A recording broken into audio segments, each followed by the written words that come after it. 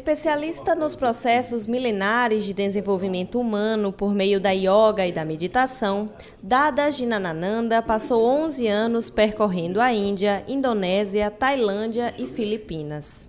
No programa de hoje, a gente bate um papo sobre corpo e mente.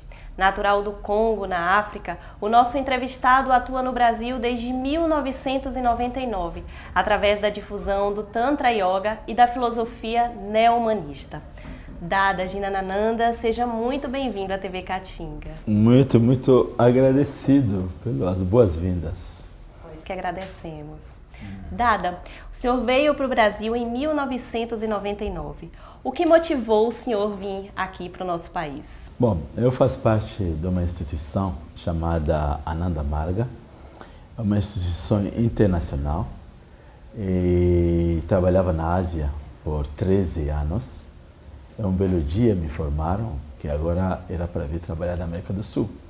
Então essa foi a motivação. Mas claro, fico feliz porque iria vir no país do Pelé e de Ronaldinho. Então isso é muito atrativo. E quando o Brasil vem na mente, né, que aparece Pelé, Ronaldinho, o futebol, né? Mas o Brasil mais que isso, né, querida? Sim. Então ao chegar no país, descobri que o Brasil era muito mais que futebol.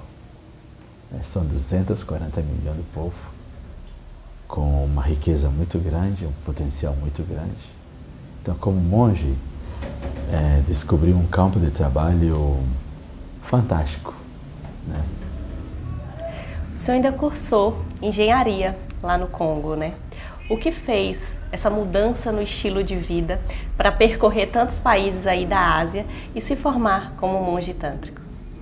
A mudança nasce sempre um jovem africano nascido no Congo. A República Democrática do Congo é um dos países, em termos de riquezas naturais, muito dotadas em riquezas naturais. Como o Brasil, o subsolo dele muito rico, ou a flora, a fauna dele é muito rica. E o povo não é estúpido, um povo bastante... É um povo inteligente, educado, bem educado lá também. Mas é uma contradição de ver o sofrimento da grande maioria da população. Sim. Com tanta riqueza ao redor, tanta possibilidade, mas a população não está desfrutando de tudo isso. Então eu estudei, pensei bastante, estudando bastante, né? Entendi, na verdade, que esses desequilíbrios sociais e econômicos são causados por mentes desequilibradas. Pessoas que se acham mais importantes que os outros. Pessoas que não entendem que a vida delas é importante, mas também a vida dos outros também é importante. Então faz um mau uso do bem comum. O bem comum, que é as riquezas naturais, e sua posição de liderança. É aí que entendi que duas coisas. Uma coisa era formar um indivíduo para ser uma pessoa íntegra, para ser um Sócrates, sabe? Aquela pessoa que, encarando até a questão mais difícil da vida, ainda mantém seus princípios vivos, né? Uma pessoa assim. E esse tipo de pessoas disponível em grande escala na sociedade. Não só no Congo, mas no planeta inteiro. Para essas pessoas começar a transformar as estruturas social, econômica, política e culturais antigas, que são estruturas dominadoras, cheias de complexo de superioridade de um lado, complexo de inferioridade do outro lado, né? Trazer esse nível a ser no nível de cooperação. Eu pensei que essa engenharia, que é muito mais complexa que a engenharia de construir casas, era mais importante para a raça humana, né? Para mim mesmo, poderia ter sido muito fácil me tornando engenheiro e trabalhar e ganhar muito dinheiro no Congo. Mas sempre me pensava, você vai ser uma ilha no meio de muita miséria. Essa foi a inspiração que me levou a iniciar esse caminho do autoconhecimento, de se conhecer a si mesmo, de fortalecer a mente de tal forma que o que você pensa, o que você fala, o que você faz, ser uma coisa única. E com essa integridade, espero que podemos contribuir um pouco alguma coisa para a sociedade humana. Bacana. Dada, o que é que trata a filosofia neo-humanista? Parte primeiro do humanismo, neo-humanista, novo humanista, novo humanismo. O que é isso? Humanismo do passado. O que é esse humanismo do passado? No século XV, naquela época do iluminismo na Europa, os cidadãos viram, os humanos estavam sendo massacrados muito antes, tratamento muito bruto, né, brutal, alguma coisa assim, decidiram que agora era importante o ser humano ser respeitado, ser cuidado, dar valor importante ao ser humano. Mas quando você chega 500 anos depois, no século XX, você encontra que essa ideia de levar o ser humano a um patamar mais humanista, mais amoroso, respeitosa, não aconteceu tanto assim. E o Prabhatranjan Sarkar, Shri Prabhatranjan Sarkar, que é meu professor de Tantra, e que também é o conceptor, o idealizador do humanismo, né? Ele observa que a ideia do humanismo foi uma ideia fantástica, que realmente se cuidar dos seres humanos. Mas hoje, século XX, século XXI, ainda tem criança morrendo por falta de oxigênio no hospital. Ainda tem criança que morre no mesmo dia. Tem gente sem acesso à alimentação. Tem gente sem acesso à habitação. Aliás, está se matando muita gente no nosso planeta diariamente. Então você pergunta, onde se foi o humanismo? Onde se foi essa grande ideia, o iluminista, que era para libertar de vez o potencial humano e criar uma sociedade harmônica. Aí, ao analisar mais profundamente, ele descobre que, na verdade, foi uma ideia boa, mas os mecanismos de materializar lá não existiram. Não existe método de pegar um cidadão como eu, cheio de todas suas dificuldades humanas, e todo o seu complexo de superioridade e inferioridade, todo o seu egoísmo, e com esse mecanismo transformar esse cidadão a um cidadão humanista. Não existiu uma metodologia para isso. O que existiu são aulas nas faculdades, nas escolas, como nas igrejas, sejam pessoas. Só que o ser humano não muda pelas pregações. O ser humano muda quando ele é atingido profundamente, experiência dentro de si, que essa mudança é esse que eu quero. Para ter o equilíbrio, para ter paz no mundo, para garantir que a nossa geração está bem, e a geração de nossos filhos vão ser bem, e nossos netos vão ser bem, e que o planeta vai se regenerando, e que todo mundo vai estar organizado, o crescimento cultural, o neohumanismo abrange sua visão nisso. E propõe uma metodologia para exatamente ajudar o ser humano a sair de seus egoísmos, né? Seus complexos pequenos, e com prática indo se transformando a um ser humano cada vez mais amoroso, menos complexado e até conectado cada vez mais ao próximo e ao seu entorno. Dada, a gente tem passado por um momento social, político e economicamente falando de muita tensão aqui em nosso país, né? Emerge uma cultura dos discursos de ódio, seja ele com preconceitos raciais, preconceitos de gênero. Como é que a filosofia neo-humanista pode justamente entrar aí para combater aí esses discursos de ódio que a gente tem visto tanto aqui em nosso país? Essa é uma coisa que, como cidadão hoje brasileiro, né? Eu como arroz brasileiro, bebo arroz brasileiro, já estou mais de 7 anos no Brasil, minhas células já mudaram, já sou brasileiro. Essa é uma coisa que me preocupa muito. A minha imagem do brasileiro é um povo muito amoroso, muito fraterno, muito acolhedor.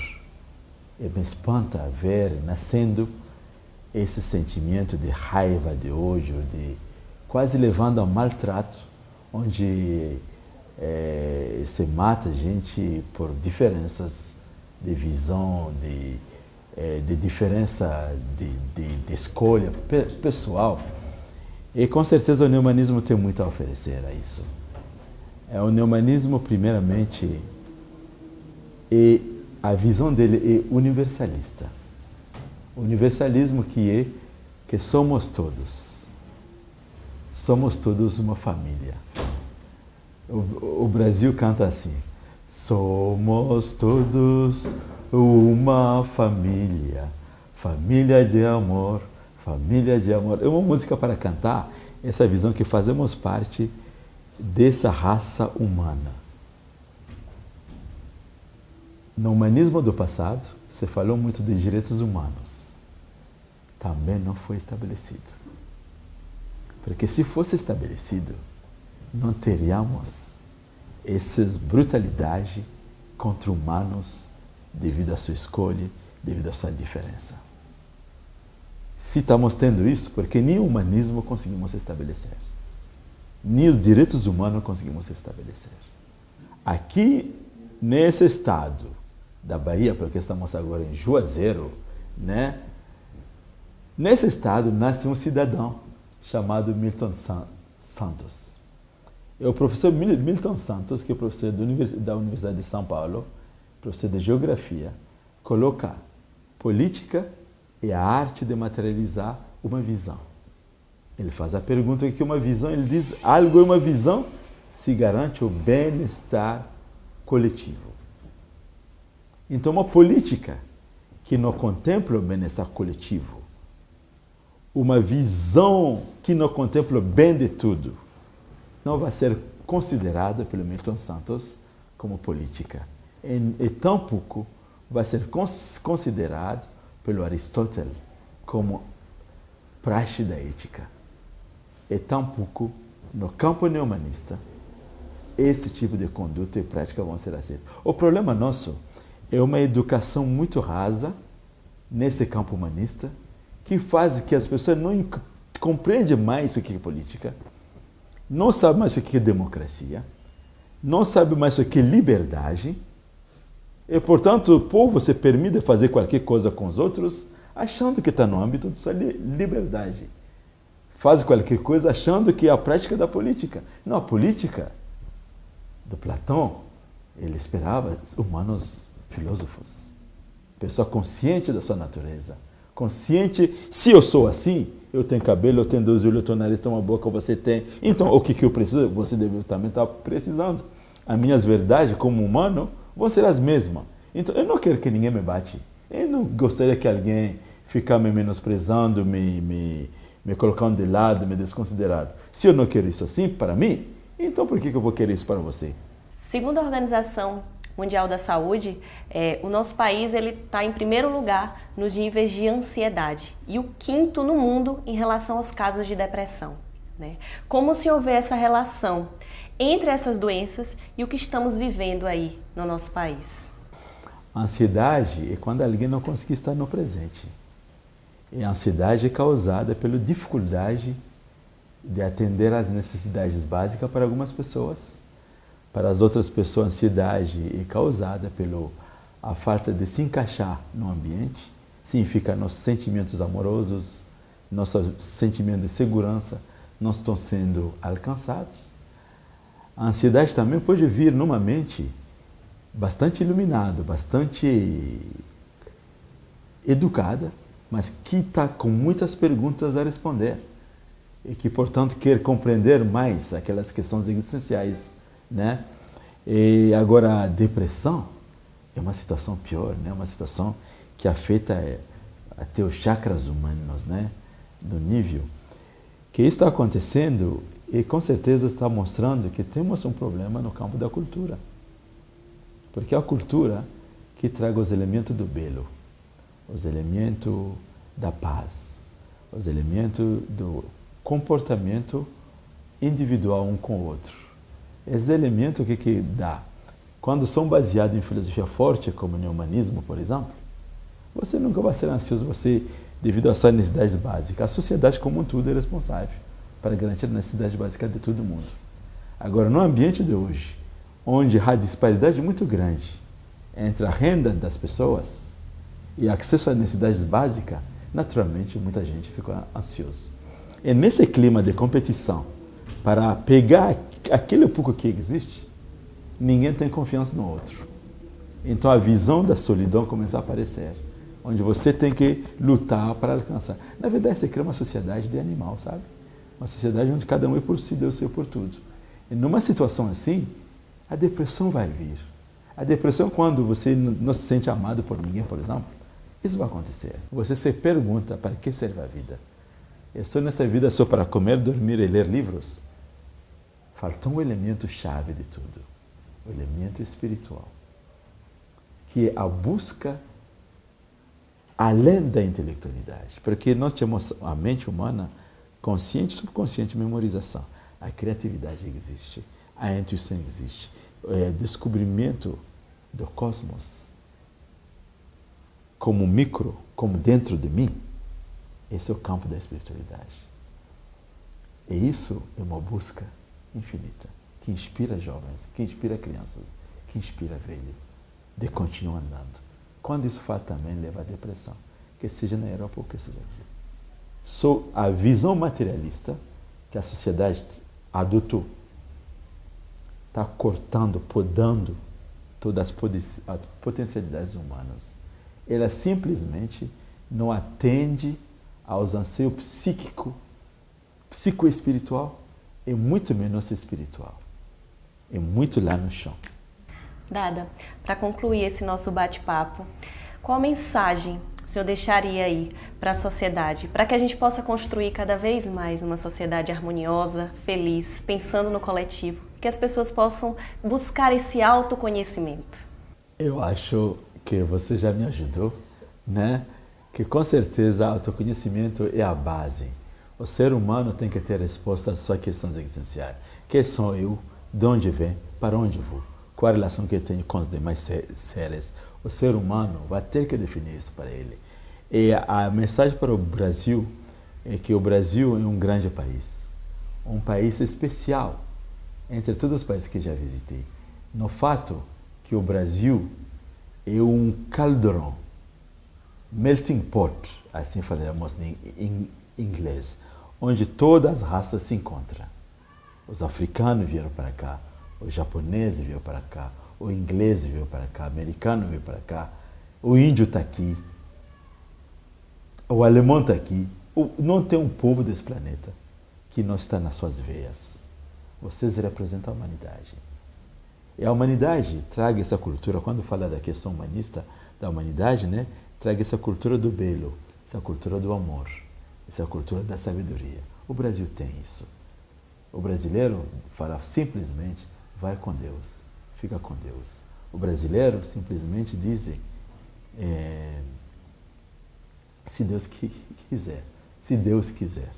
O brasileiro é conectado à sua espiritualidade. O brasileiro tem que se assumir como brasileiro. Eliminar esses complexos, que algumas pessoas chamam de complexo de vira-lata. Assumir o país Brasil. Criar essa família Brasil, que é a família do mundo. E, naturalmente, vai irradiar no planeta inteiro. Né? Eu tenho essa certeza que isso vai acontecer. Simplesmente, vamos começar com os básicos. Eu, como monge, sem certeza, vou dizer, vamos meditar. Vamos adotar os princípios neo-humanistas de direito à vida, de acesso a necessidades básicas para todos. Né? Quando falamos de meritocracia, com certeza, o Tantra concorda, o mérito do indivíduo tem que ser respeitado, mas para adotar a política da meritocracia, tem que dar premissas iguais a todos. O ponto de partida é essa base de necessidade básica garantida. O Brasil tem o potencial de se tornar aquela pátria que ilumina o planeta de amor. E não só de amor, também de grão, arroz, feijão e tudo. Né? Isso é possível, sim. Sábias palavras, Dada. Dada, muito obrigada pela sua entrevista. Muito obrigada mesmo. Muito, muito agradecido por você ter tomado o tempo de vir conversar com os outros. Obrigada. Muito, muito agradecido. Eu que agradeço. Namaskar, querido. E a você que nos acompanhou em mais uma edição do Entre um Café e uma Prosa, muito obrigada. TV Caatinga, a verdadeira imagem do sertão.